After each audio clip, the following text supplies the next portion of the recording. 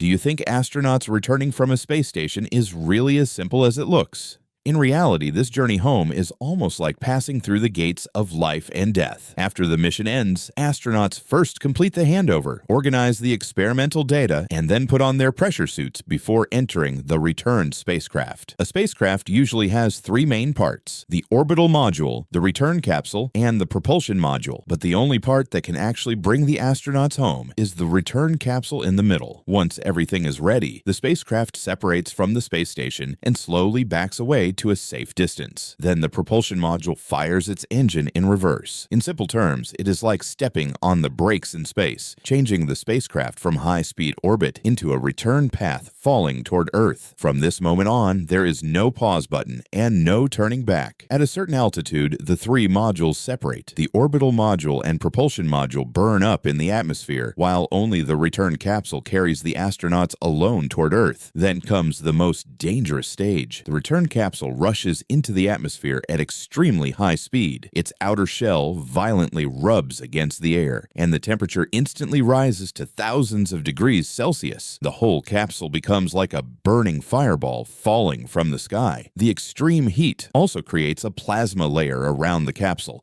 cutting off all radio signals. This is the blackout zone. For several minutes, the ground can hear nothing, see no data, and make no corrections. The astronauts are pressed hard into their seats, enduring several times their own body weight, while their safety depends entirely on the spacecraft's autonomous control system. After breaking out of the blackout zone, communication returns, and the capsule begins parachute deceleration. First, a small drogue chute stabilizes its attitude. Then, a deceleration parachute slows it down. Finally, the huge main parachute opens, pulling the capsule back from its high-speed fall. But even that is not enough. In the final moment before landing, the buffer engines at the bottom of the capsule fire instantly, blasting downward to complete the last braking action and reduce the landing impact to a safe level. Even after touchdown, the astronauts cannot stand up right away. Long-term weightlessness weakens their muscles, bones, and cardiovascular system, so rescue teams must help them out immediately and send them for medical checks and recovery training. So every return from space is not just a trip home, it is an extreme challenge from orbit to the ground. Every astronaut who lands safely is a hero who is returned through fire and blackout.